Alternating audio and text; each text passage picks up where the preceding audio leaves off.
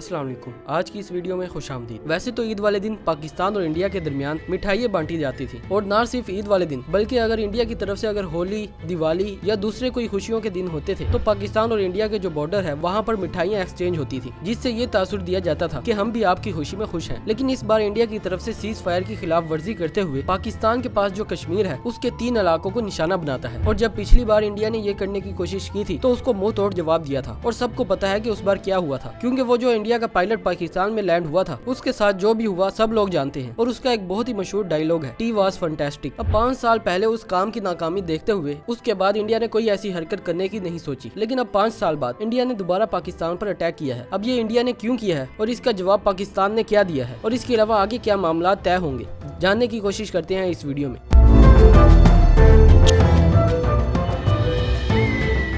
अब सबसे पहले तो ईद वाले दिन जब सारे मुसलमान अपनी ईद की खुशियां मना रहे थे तब इंडिया ने कश्मीर के 3 इलाकों को निशाना बनाया, लेकिन पाकिस्तान ने भी बरवक्त कार्रवाई करते हुए इंडिया को इसका मुंह तोड़ जवाब दिया है। अब पाकिस्तान ने फौरन इसका रिस्पॉन्स इसलिए दिया है क्योंकि इंडिया को ये लगता था कि अफगानिस्तान के भी पाकिस्तान के साथ मामलात खराब हैं और अब तो अफगानियों को भी पाकिस्तान वापस भेजने में मसरूफ है, क्यों ना हम इसका फायदा उठाकर पाकिस्तान पर हमला कर दें, क्योंकि पाकिस्तान को तो पता भी नहीं चलेगा कि क्या हुआ है। लेकिन पाकिस्तान ने फौरन कार्रवाई करते हुए इंडिया में भी जवाबन हमला कर दिया है, जिसके बाद दोनों तरफ से भारी असले का इस्तेमाल हुआ। अब बिल्कुल इसी तरीके का अटैक बन्नू में भी हुआ था, क्योंकि जब रमजान में बन्नू के लोग अफ्तारी करने के लिए बैठे थे तब मगरिब के टाइम बन्नू कैंट में कार्रवाई हुई थी, और इंडिया ने भी यही तरीका अपनाया है। जब सारे लोग ईद में मसरूफ थे तब इंडिया ने मौके का फायदा उठाते हुए हमला किया, लेकिन पाकिस्तान ने भी उसका जवाब दे दिया है। अब इंडिया ये इस वजह से कर रहा है क्योंकि कश्मीर में इंडिया काफी जुल्म करता है, और जिस कश्मीर को इंडिया कंट्रोल करता है वहाँ पर काफी सारे मुसलमान हैं जिन पर वहाँ के हिंदू जुल्म करते हैं, जिसकी वजह से वो चाहते हैं कि वो जो कश्मीर इंडिया का हिस्सा है उसको आजाद करवाकर पाकिस्तान का हिस्सा बना ले। और इसके अलावा कश्मीर होना भी पाकिस्तान का ही चाहिए, क्योंकि वहाँ पर ज्यादातर आबादी मुस्लिम की है और वो सारे लोग पाकिस्तान के साथ मिलना चाहते हैं। और इसी को मद्देनजर रखते हुए इंडिया उन पर जुल्म करता है और वो चाहता है कि ये सारे पाकिस्तान के बजाय इंडिया के साथ मिल जाए। और हाल ही में इंडिया की तरफ से काफी सारी आजादी पसंद तहरीकें शुरू हो रही हैं, जिसकी वजह से इंडिया ये कहता है कि इन सब के पीछे पाकिस्तान का हाथ है। अब पाकिस्तान का तो हाथ इसमें नहीं है। अब वो लोग इस वजह से आजाद होना चाहते हैं क्योंकि इंडिया उनके साथ सही नहीं करता। अब वहाँ पर आजादी पसंद तहरीकें इस वजह से शुरू हो रही है क्योंकि एक तो वहाँ पर ज्यादातर मुसलमान है जो इंडिया से आजाद होना चाहते हैं, क्योंकि एक तो इंडिया मुसलमानों पर तशद्दुद करता है और दूसरा उनके साथ सलूक भी अच्छा नहीं करता, जिसकी वजह से ये सारे इंडिया से अलग होना चाहते हैं। और पिछले दिनों इन्होंने काफी सारी कार्रवाइयां की हैं, जिसका मास्टरमाइंड इंडिया पाकिस्तान को समझता है, और इसी वजह से ईद वाले दिन उसने ये हमला किया।